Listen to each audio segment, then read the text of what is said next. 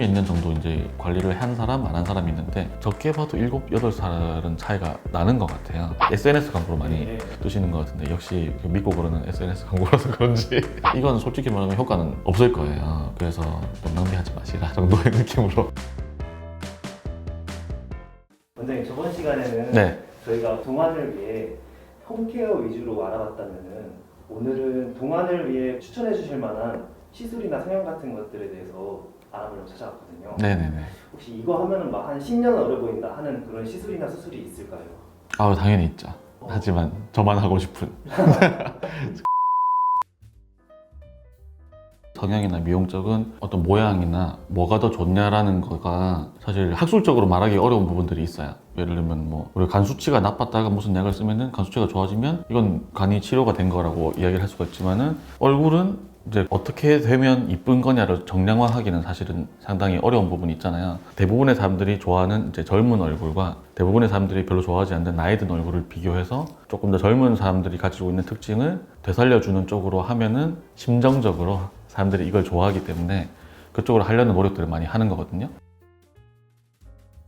나이가 들어가면서 얼굴에서 어떤 변화가 일어나는지에 대해서는 크게 보면 지방은 좀 빠지고요. 근육도 좀 적어지고 피부는 많아집니다. 피부는 늘어나고. 사실 전반적으로 이제 변화가 있지만 제 생각으로 눈에서 이제 가장 크게 띄는 세 가지의 어떤 주름들이 좀 있다고 생각을 하거든요. 첫 번째가 여기 있는 이 눈물 고랑, 그 다음에 이쪽에 있는 팔자주름, 그리고 입가에 이렇게 생기는 마르네트 주름, 요 세 가지가 가장 나이 들어 보이게 하는 세 가지의 주름이 아닌가 싶고, 그런 부분들을 해결을 해주면 조금만의 터치로도 상당히 좀 좋아질 수 있는 영역이라고 생각을 해요. 결국은 이제 네. 세 가지 네. 눈밑고랑 팔자주름, 네. 마리오네트 주름. 네, 그런 주름들을 개선하면서 이제 전반적인 볼륨 개선, 그리고 거기다 하나 더 얹으면 단주름까지 개선하면은 아마 상당히 동안으로 보일 수 있지 않을까라는 생각을 합니다. 여기가 빠져가지고 나이 들어 보인다는 거죠.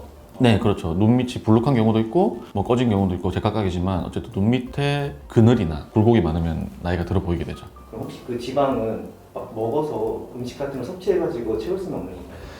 그건 이제 먹어서 가슴 키우겠다는 소리랑 거의 똑같은 소리라서 사실 힘들죠, 그거는. 눈밑지방 재배치라는 수술은 진짜 제일 간단하게 표현을 하면은 꺼진 부위는 채우고 불룩한 부위는 꺼뜨려서 전체적으로 평평하게 만들겠다라는 수술이고요. 얘는 바깥에 절개나 이런 게 없고 회복 기간이 상당히 빨라요. 뭐 흉터가 남거나 이런 부분도 없고.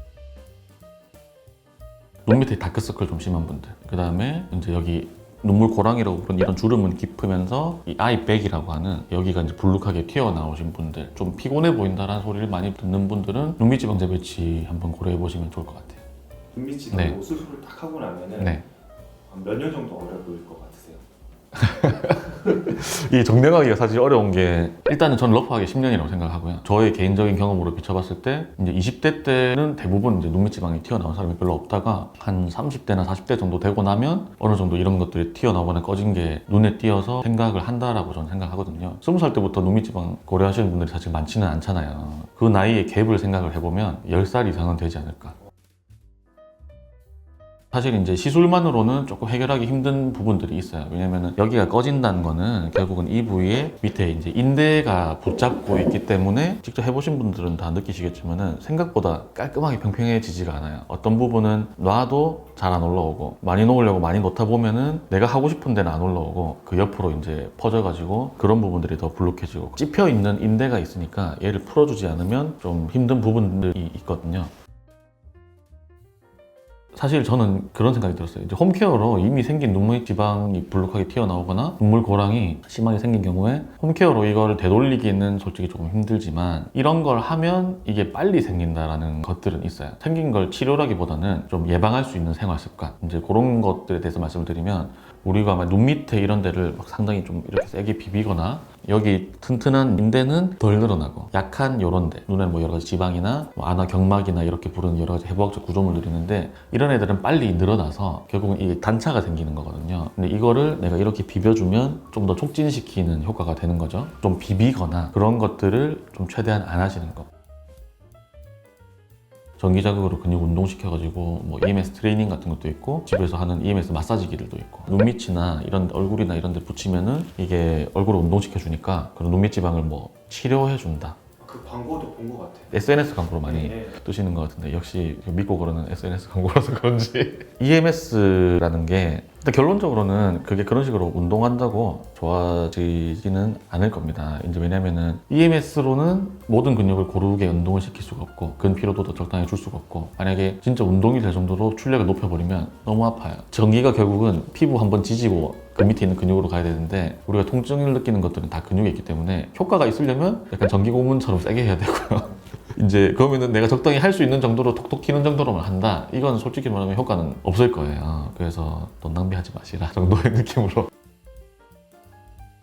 이제 뭐 필러나 지방 이식으로 대표할 수 있는 시술인데 전반적으로 얼굴의 볼륨을 채워주는 거다. 특히나 이제 우리가 지방이 좀 많아지는 부위들이 있고 꺼지는 부위들이 있는데 많아지는 부위는 눈 밑 지방이나 팔자주름이 있을 때도 이제 요 주름의 위쪽에 있는 이런 지방들 여기 이제 마리오네트 주름이 있을 때도 이 기준으로 좀 위쪽의 지방들은 이건 우리가 좀 없애야 되는 애들이고 이제 그 외에 이제 진짜로 깊게 꺼지는 것들 뭐 옆볼이 꺼진다든지 눈 위가 꺼진다든지 또 이마가 이렇게 좀 내려앉는다든지 그런 부분들은 지방 이식이나 필러로 좀 채워주는 그런 시술들이 동안에 많이 도움이 됩니다. 그럼 원장님께서는 필러하고 지방 어떤 걸 더 추천해 주시나요? 사실 이게 뭐가 낫다라고 하기는 그렇고 각각이 좀 장단점이 있는 거고 지방 이식의 장점이라고 하면은 어쨌든 효과 자체는 어느 정도 이제 반영구적인 부분들이 있다. 왜냐면 내가 지방을 빼서 넣어놓고 생착이 된 지방세포들은 어디에서 없어지는 건 아니거든요. 걔네 부피가 줄 수는 있으나 결국 없어지진 않아요. 그래서 내가 살이 조금 쪄도 예전보다는 얼굴에 살이 좀 더 빨리 붙는다든가 볼륨이 훨씬 늦게 빠진다는 이런 부분들이 하나가 있고 피부 톤이나 잔주름 그런 것들이 전반적으로 좋아지는 어떤 부가적인 효과가 있어요.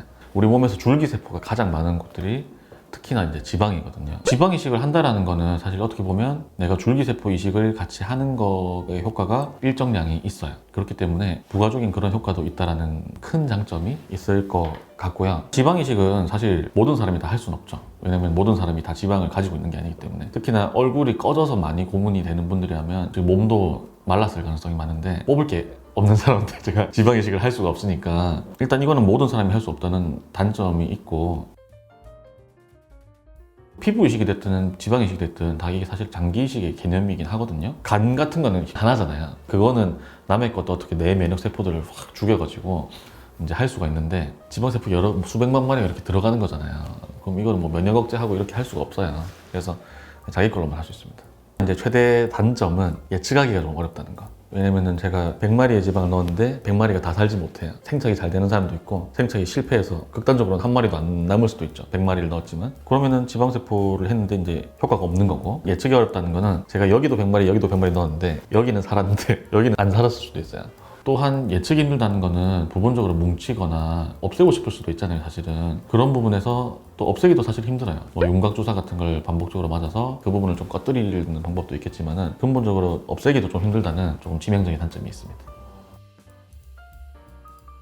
필러라는 거는 생착의 개념은 아니거든요. 이거는 피부 구성하는 일부 물질 중에 어떤 것들을 정제해서 뭐 히알루론산일 수도 있을 것이고 요즘 잘 안 쓰지만 뭐 칼슘 필러나 이런 것들도 있을 것이고 그런 것들을 어떻게 정제해서 만들어 놨고 그럼 그거를 그냥 피부에 보충해주면 그냥 필러 넣은 만큼의 볼륨 플러스 수분이 볼륨 채우는 거기 때문에 얘는 뭐 생착하고 이런 건 아니에요. 그냥 1cc 넣으면 1cc만큼 올라오고 2cc 넣으면 2cc만큼 올라오기 때문에 지방 없는 분들은 오히려 그게 좀 더 맞는 시술이라고 생각을 합니다.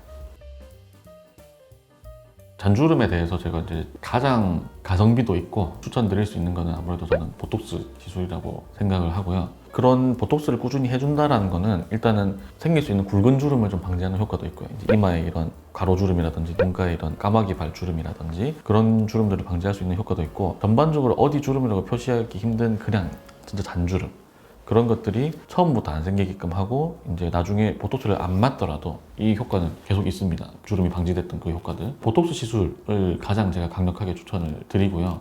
보톡스는 그럼 원장님도 자주 맞으시나요? 네, 저 지금 맞아야 되는데 안 그래도 오늘 맞고 가려고. 홈케어는 사실 제가 저번에 설명드렸던 얼굴 동안 운동, 이제 특히나 중안면 운동을 이렇게 긴장도를 여기를 좀 줘서 처지지 않고 이제 볼륨을 채우는 거. 사실 제가 생각할 때 이것도 노력으로 지방이 빠지는 거를 방지하기가 사실은 어렵습니다. 아까 처음에도 말씀드렸지만은 뭐 밥 먹는다고 가슴으로 가는 거 아니지 않습니까? 그런 것처럼 제가 밥 먹는다고 이제 이 얼굴 지방도 물론 가겠지만 그게 다 거기로 가진 않고 보통 내가 싫어하는 데 먼저 가잖아요.